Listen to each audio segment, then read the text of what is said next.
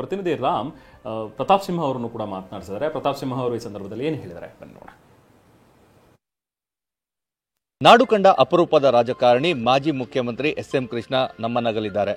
ಸಾಕಷ್ಟು ಯುವ ರಾಜಕಾರಣಿಗಳಿಗೆ ಅವರು ಪ್ರೇರಕ ಶಕ್ತಿಯಾಗಿದ್ದರು. ಯಾವ ರೀತಿ ಪ್ರೇರಕ ಶಕ್ತಿಯಾಗಿದ್ದರು ಈ ಬಗ್ಗೆ ಮಾತಾಡಲಿಕ್ಕೆ ಮಾಜಿ ಸಂಸದ ಪ್ರತಾಪ್ ಸಿಂಹ ನಮ್ಮ ಜೊತೆಗಿದ್ದಾರೆ. ನಾಡು ಕಂಡ ಅಪರೂಪದ ರಾಜಕಾರಣಿ, ನಂಬರ್ 1 CM ಅನ್ನೋ ಪಟ್ಟವನ್ನು ಅಲಂಕರಿಸಿದಂಥವ್ರು ಇವತ್ತು ನಮ್ಮನ್ನು ಆಗಲಿದ್ದಾರೆ. ಮಾಜಿ ಮುಖ್ಯಮಂತ್ರಿ, ಕೇಂದ್ರದಲ್ಲಿ ವಿದೇಶಾಂಗ ಖಾತೆ ಸಚಿವರಾಗಿ, ಮಹಾರಾಷ್ಟ್ರದ ಗವರ್ನರ್ ಆಗಿ ಸೇವೆ ಸಲ್ಲಿಸಿದಂಥ ಎಸ್.ಎಂ. ಕೃಷ್ಣ ಸಾಹೇಬರು ಇವತ್ತು ನಮ್ಮನ್ನು ಅಗಲಿದ್ದಾರೆ. ಅವರ ಆತ್ಮಕ್ಕೆ ಶಾಂತಿ ಸಿಗಲಿ ಅಂತ ನಾನು ಪ್ರಾರ್ಥಿಸ್ತೇನೆ. ಹಾಗೂ ಅವರ ಅಪಾರ ಅಭಿಮಾನಿ ವರ್ಗಕ್ಕೆ ಅವರ ಅಗಲಿಕೆಯ ನೋವನ್ನು ತಡೆದುಕೊಳ್ಳುವಂಥ ಶಕ್ತಿಯನ್ನು ತಾಯಿ ಚಾಮುಂಡೇಶ್ವರಿ ದಯಪಾಲಿಸಲಿ ಅಂತ ಪ್ರಾರ್ಥಿಸ್ತೇನೆ.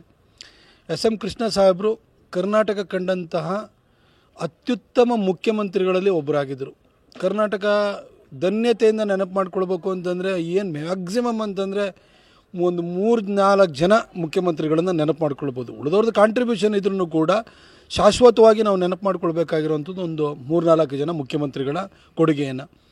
ಅದರಲ್ಲೂ ಆಧುನಿಕ ಕರ್ನಾಟಕದ ನಿರ್ಮಾಣಕ್ಕೆ ಒಂದು ರೀತಿಯಲ್ಲಿ ದಾರಿಯನ್ನು ಅಡಿಪಾಯವನ್ನು ಹಾಕಿದಂಥವರು ಎಸ್.ಎಂ. ಕೃಷ್ಣ ಸಾಹೇಬರು. ಅವರನ್ನು ನಾವು ಧನ್ಯತೆಯಿಂದ ಯಾವತ್ತೂ ನೆನಪು ಮಾಡ್ಕೊಳ್ಬೇಕು. ಮಾದರಿ ರಾಜಕಾರಣಿ, ಪ್ರೇರಕ ಶಕ್ತಿ, ಮಾರ್ಗದರ್ಶಕರಾಗಿದ್ದರು. ತಮಗೆ ಯಾವ ರೀತಿ ಮಾರ್ಗದರ್ಶಕ ಆಗಿದ್ರು ಮತ್ತು ಅವರ ಒಡನಾಟ ಯಾವ ರೀತಿ ಇತ್ತು? ನಾನು ನಮ್ಮ ಮುಖ್ಯಮಂತ್ರಿಗಳಿದ್ದ ಸಂದರ್ಭದಲ್ಲೂ ಕೂಡ ನನ್ನ favourite chief minister SM. Krishna ಸಾಹೇಬರು ಅಂತ ಹೇಳ್ತಿದ್ದೆ. ಅವರಿಂದ ನಾನು ಇಷ್ಟೆಲ್ಲ ಅಭಿವೃದ್ಧಿ ಕಾರ್ಯ ನಾನು ಮಾಡಿದರೆ ಅದು ಎಸ್.ಎಂ. ಕೃಷ್ಣ ಸಾಹೇಬರು ಅವರ ಪ್ರೇರಣೆಯಿಂದ ಮಾಡಿದ್ದೀನಿ. ನರೇಂದ್ರ ಮೋದಿಜಿಯವರು ಎಲ್ಲವನ್ನೂ ಕೊಡುವಂಥ ಕಾಮಧೇನುತನ ನಮಗಿದ್ದಾರೆ. ಆದರೆ ಪ್ರೇರಣೆಯನ್ನು ನಾನು ಪಡ್ಕೊಂಡಿದ್ದು ಎಸ್.ಎಂ. ಕೃಷ್ಣ ಸಾಹೇಬರಿಂದ.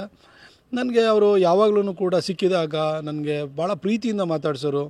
ಹಾಗೆ ಮೈಸೂರಿನಲ್ಲಿ ದಸರಾ ಉದ್ಘಾಟನೆಗೆ ಬಂದಾಗ್ಲೂ ಕೂಡ ಎಲ್ಲರ ಎದುರುಗಳು ನನ್ನ ಭಾಳ ಅಪ್ರಿಷಿಯೇಟ್ ಮಾಡಿರು. ನನಗೆ ಒಳ್ಳೆ ಕೆಲಸ ಮಾಡ್ತಾಯಿದ್ದೀಯ ಅಂತ ಹೇಳಿ ಬೆನ್ನು ತಟ್ತಾಯಿದ್ರು.